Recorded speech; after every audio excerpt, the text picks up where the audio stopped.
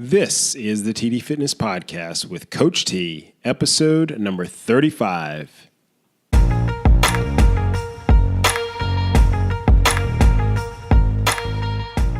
Welcome to the TD Fitness Podcast, giving you ways to live a healthy lifestyle without giving up the things that make life worth living. And now your host, certified health coach and personal trainer, Coach T. What's up, guys? I'm Coach T. This is episode number 35, Who Needs Weights? In this episode, we are using bodyweight training for better fitness. So I'm going to talk about how and why bodyweight training is probably the most appropriate way to incorporate resistance training into your routine for most of the people that are listening to this podcast.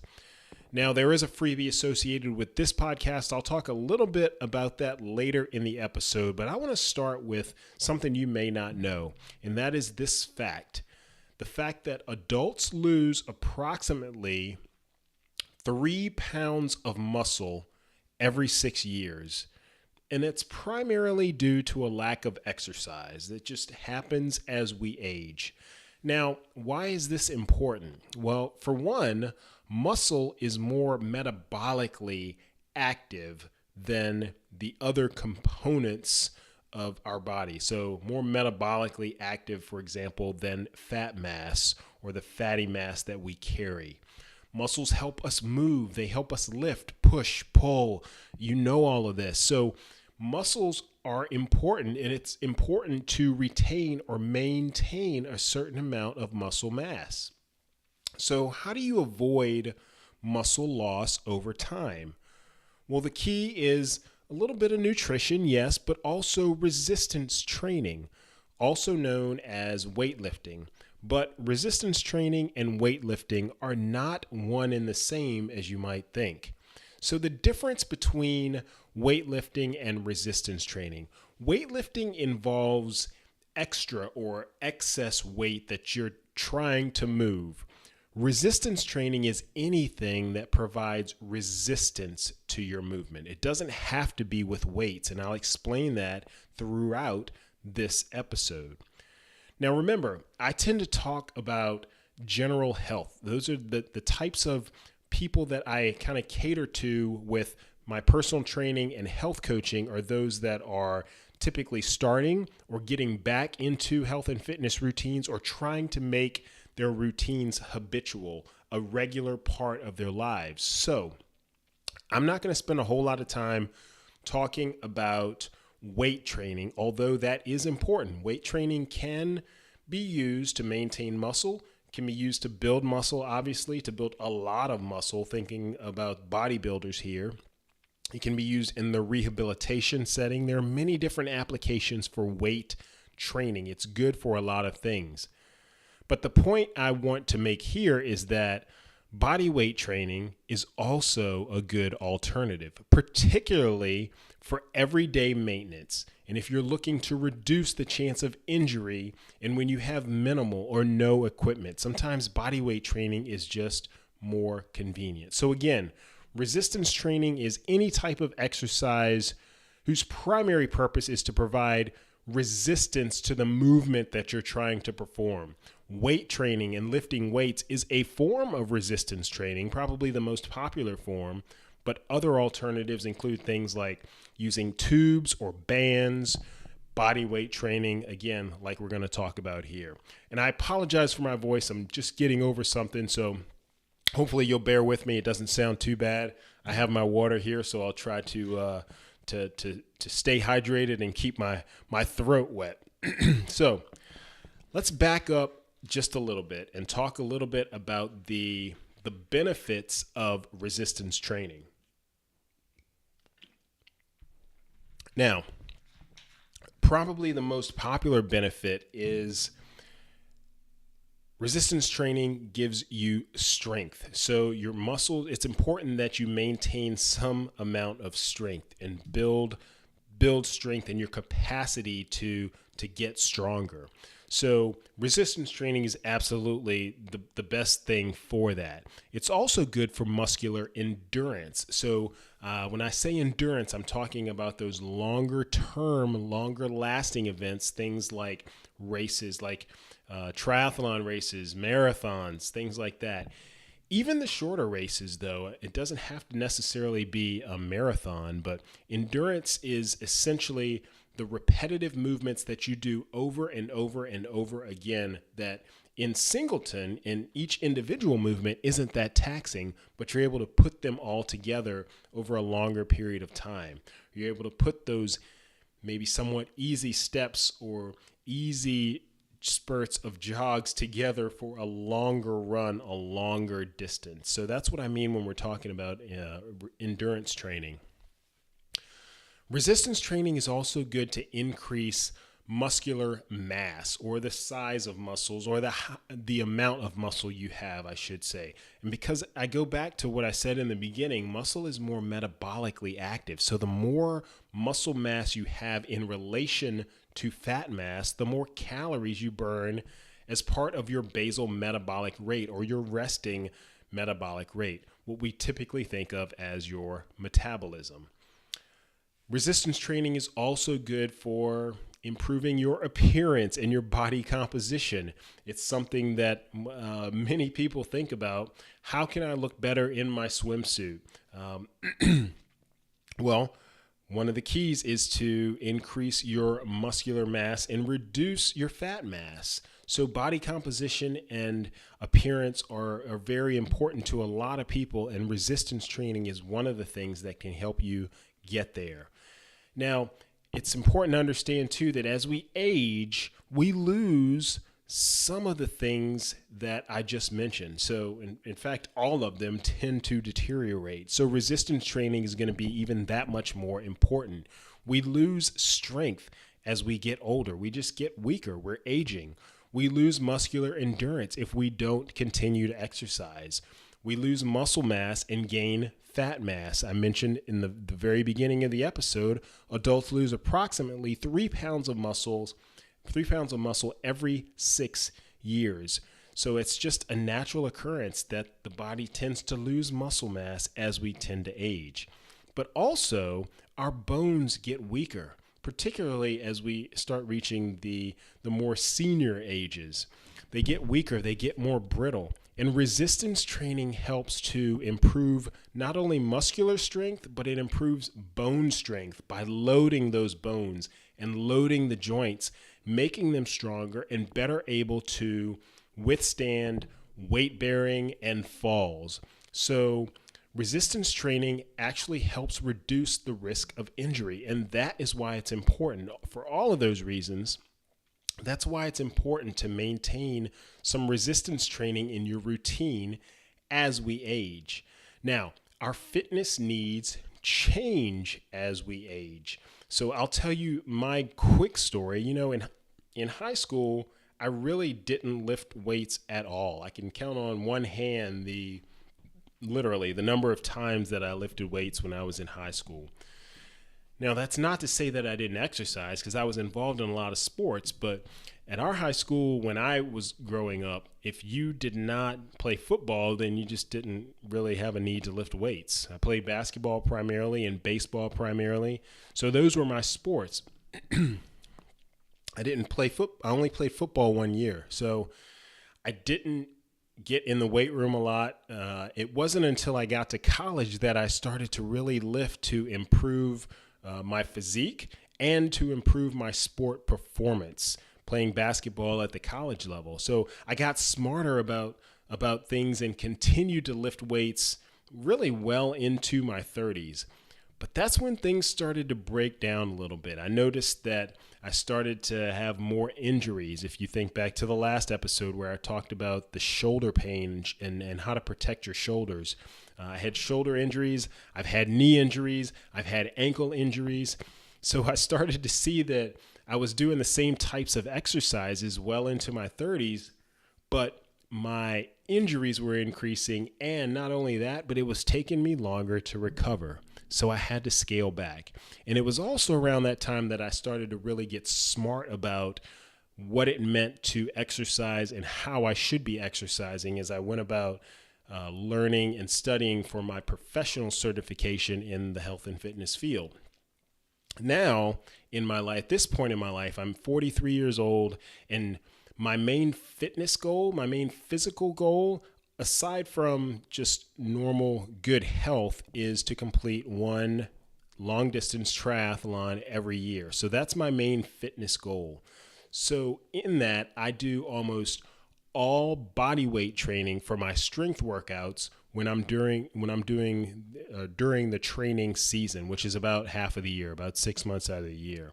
So for me, it's been all about the time and convenience and the purpose, thinking about why I want to be strong and be fit and how I want to incorporate that into my routine so that it ultimately feeds my goal, in this case, of being the best triathlete that I can. So you have to think about what it is you want to achieve. For me, it's to maintain strength, it's to look fit, and to be flexible. So what can I do to achieve that given the time constraints and lack of access to equipment many times that I have? And that is in line with my approach towards body weight training. Now, I don't want you to just take my word for it.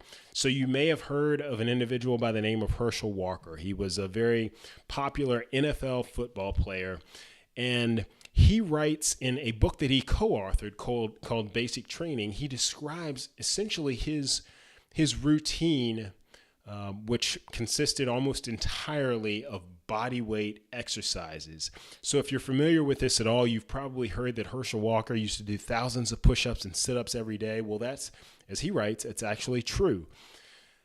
And he had a lot of variety in his routine as well. So he would do literally thousands of push-ups, sit-ups, pull-ups, dips, squats, lunges every single day. He would incorporate running. He would incorporate water work, so swimming and things like that. Multiple sports. He played tennis. All of these types of things, these variety of exercises and events, he tried to incorporate into his routine. And if you've ever seen Herschel Walker, he is a very fit individual. So that's typically the example used by a lot of people. That's the testament to what body weight training can give you. He was also very consistent, though. Like I said, he did that every single day. But he essentially gave us the example that showed us that body weight training can absolutely be used as a replacement in some sorts for traditional lifting weights. You can actually use body weight training and accomplish some of the same things. Now, I will say, I'm going to caveat that is not always the case. He obviously had some very good genetics on his side, but the point is still valid. For everyday exercisers and those like you and me who are just looking to become more fit, then body weight training is absolutely appropriate. So body weight training is a staple in the fitness routines of many fitness or professional athletes, I should say. It's a staple in the health and fitness routines of folks just like you and I. And the reasons why? Well, primarily because it's practical. So remember, we're talking general health and fitness here, not Mr. and Mrs. Olympia competitions, not the bodybuilding competitions. I'm talking about regular folks just like you and I. Body weight training is quicker and convenient. It's just a fact. Our schedules are so super busy today, whether you're a working professional, whether you're a stay-at-home parent, whether you have kids or not, you're probably involved in a lot of different things, and time becomes more and more of the essence. And it's the thing that we tend to lose a little bit more and more of each and every day. So our schedules are so busy and we hardly have room for exercise. But body weight training takes so much less time than going to the gym and trying to lift a lot of weight. Your rest periods tend to be shorter between your sets. I went to the gym just this morning and I knocked out a body weight session in about just under 20 minutes. Went to the gym, came back home. I was gone for just over 30 minutes total. So It leaves time in our schedule too for other important fitness components like cardiovascular activity, which is going to be good for the heart, but also it leaves time in our schedule for other things in life that are important. And you can do body weight training at home. You can do it while you're traveling. You can do it just about anywhere. What I really like about it is that it's good for beginners and it's good for those who are just getting back into exercise because you can scale it. You can change the angle at which you perform certain movements. An example here is a push-up, for example, is more difficult than a push off of a wall because the angle and the effects of gravity work differently in those different scenarios. So both work the chest muscles, but the wall pushes are a lot easier. And if you're just getting into body weight training and you're not able to do a push-up, you can absolutely start with wall pushes and then move down to a point where your torso is inclined or elevated above your feet, maybe a chair or a couch or something like that. Use that to push off and then work your way down to the floor to do a push-up. So that's what I mean by changing the angles of your body. You can also abbreviate or truncate the movement or just not go all the way through the range of motion. So if you can't go all the way down on a push-up, just go halfway down and back up, halfway down and back up. All of this is body weight training. All of this is resistance training, and it all serves to make you better, stronger than you were before.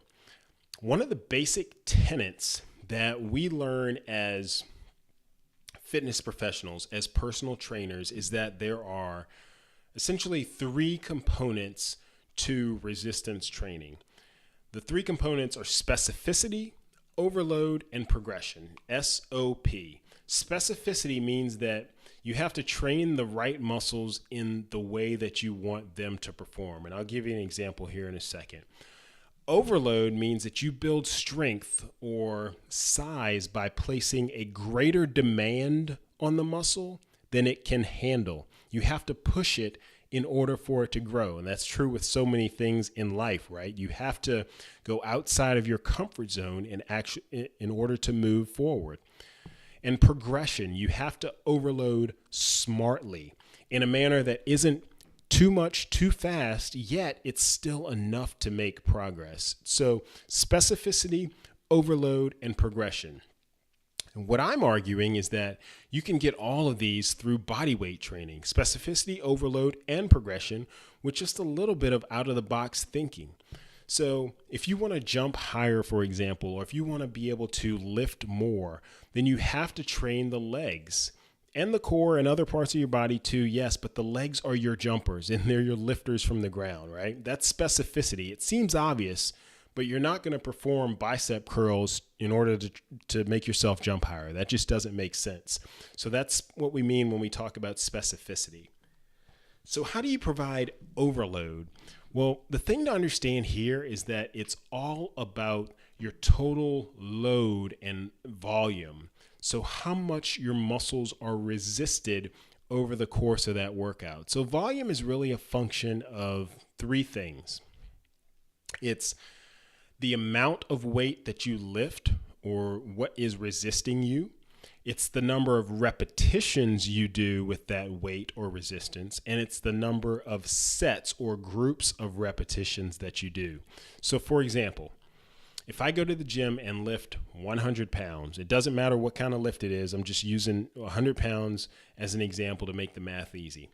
So I lift 100 pounds and I do 5 sets of 5 reps each. So that's 25 total reps times 100 pounds for each one. That's 2,500 pounds I've lifted during that workout. Now, if I go and do 10 sets of 10 reps at 25 pounds each, that's also a total of 2,500 pounds lifted over the course of the workout. But in the second example, I only lifted 25 pounds. In the first example, I lifted 100 pounds for each rep, yet my total volume was still 2,500 pounds. So essentially, you can perform the same amount of work with more repetitions using a lighter weight. And that's basically what bodyweight training does for you. You can provide intensity or overload through repetition versus weight. It's all about the volume. The load and the volume equals the sets times the reps times the rate times the weight. That's overload. What are some other ways that you can provide overload? You can wear a weighted vest, although that's not necessarily bodyweight training, but in some cases it is, because you're not actually putting or holding extra weight. You have it attached to your body. You can use different angles, as I mentioned before. Factors that we can vary. Think about the frequency of your repetitions, the intensity, the type of exercises you can do, the speed with which you do those exercises. So when you move through slower and more methodically, you're not able to do as many push-ups as when you just sit down and try to crank a bunch of push-ups out. So the speed and the form of the lift also play a major factor. So the third point here is progression. So the progressive repetition approach works well, I'll say, until your set exceeds about 100 seconds. So after about 1 minute and 40 seconds, that's where the strength building stimulus starts to diminish. So you can start to progress, you can continue to progress, I should say, with your body weight training. But once you're doing a set that lasts longer than or upwards of 2 minutes, then you're really getting into the endurance range, which is fine if that's what you're training for. But when it comes to progression, you can continue to add more and more repetitions, and that is one way to approach or provide progression in your workout. Now, a huge benefit of body weight training is that many body weight exercises are core exercises as well. And I don't want to confuse you here. I don't mean core in the sense of the muscles in your abdomen, lower back, and midsection. That is one type of core, but I'm talking core exercises in a different sense. And by definition, an exercise that is a core exercise is one that involves movement at 2 or more primary joints. So it's a multi-joint exercise. And the exercise uses one or more large muscle groups or areas of muscle, like your chest, your upper back, your hips or thighs, with the help of at least a smaller muscle group, like your biceps or triceps. So for example, the bench press is a core exercise because it involves movement principally at the shoulder and the elbow joints, so multi-joint, and it uses the large chest muscles with the help of the shoulder muscles and the triceps. Other examples are the squat or the lunge. They involve movement at the hips and the knees, so multi-joint, and the ankles, I should say, and they recruit the glutes and the quadriceps as the primary muscle movers. So core exercises are the most beneficial type of resistance exercise because they target muscle groups that take several assistant exercises to work the same type of thing. So what I mean by that is you can do bicep curls or tricep extensions all day, but you can get a better benefit from something like a bench press or a row exercise because you're also working your biceps or triceps in those instances as well as your major muscle groups as well. So as personal trainers, what we try to do is choose core exercises primarily for programming because they are typically more effective at helping clients reach their goals. So again, a huge benefit of body weight training is that almost all of the body weight exercises are core exercises. They're core in the sense that they work multiple joints and major muscle groups, but they also require you to keep your actual core muscles, those in your midsection, engaged. If you doubt this, then I want you to get down and try doing a push-up or a lunge or a squat or a pull-up with a saggy midsection and see how that works out for you. Try doing it without engaging the core. It's almost impossible. Now, I don't think I can make much of a better argument than that when it comes to body weight training, but I want you to remember that most of what I do is to try to show utility in things that maybe you thought weren't as effective as they actually are. So exercise only works for you if you do it, right? So if you're struggling to get some exercise into your day, are you more likely and better equipped and postured to go to a gym and lift weights, or are you more likely to do a 15 to 20 minute body weight routine at home or at work? Again, I go back to my exercise routine this morning. It took me a little less than 30 minutes to complete that exercise routine. It was completely body weight training. That would have taken me 45 minutes to an hour if I had to move and switch weights and move to different machines and so forth. So again, exercise only works if you do it. So if body weight training makes things more convenient for you, then I highly encourage you to try it and to incorporate that into your routine. Now, before I sign off, I want to quickly describe that there are 5 primary movements associated with any kind of resistance regimen. There are the bend and lift movements, typically known as a squatting movement. There's the single leg movement. The most common variant there is the lunge. Then you have pushing movements, you have pulling movements, and rotational movements. So 5 primary movements, 5 primary categories. So what I've done is developed a freebie for you. It's 18 body weight exercises that you can do anywhere. And I've included 4 squat variants, 4 lunge variants, 4 pulls, 4 pushing exercises, and 2 examples of rotational exercises. So you can grab that freebie at tdfitness.net/035 download. And I want you to combine or vary a few of these each week, and I promise you'll be well on your way to adding and keeping muscle. And don't worry, you're not going to look like Arnold Schwarzenegger or Herschel Walker for that matter. Although, again, Herschel Walker is a great example of what you can do with body weight training. As I mentioned, there were definitely some genetics involved there too, I'm sure. So go ahead and grab that freebie, 18 body weight exercises that you can do anywhere. When you download that PDF, the video demos are included in the PDF, so you can just click on the picture of the exercise for the demo. Now, before I sign off, it's important to remember that mobility must precede stability. What do I mean by that? So resistance training, body weight training provides stability for your muscles and your joints and the movement patterns that you take part in. In order to be truly stable, the muscles have to be able to move through the required ranges of motion. Otherwise, the body's just going to compensate and you're asking for injury. If it doesn't hit you immediately, it will over time, I promise you.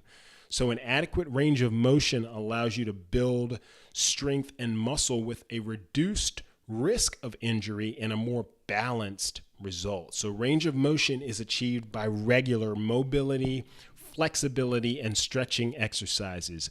Refer back to episode number 7. I'll provide a link to that here in the show notes. That was the single most important movement concept, a simple fix to rid yourself of common joint pain. And I talk all about the importance of stretching and exercise and mobility. So finally, show notes can be found for this episode at tdfitness.net/035. You can grab the freebie there and the show notes as well. As always, I want to thank you guys so much for tuning in. You have a blessed one. Coach T out.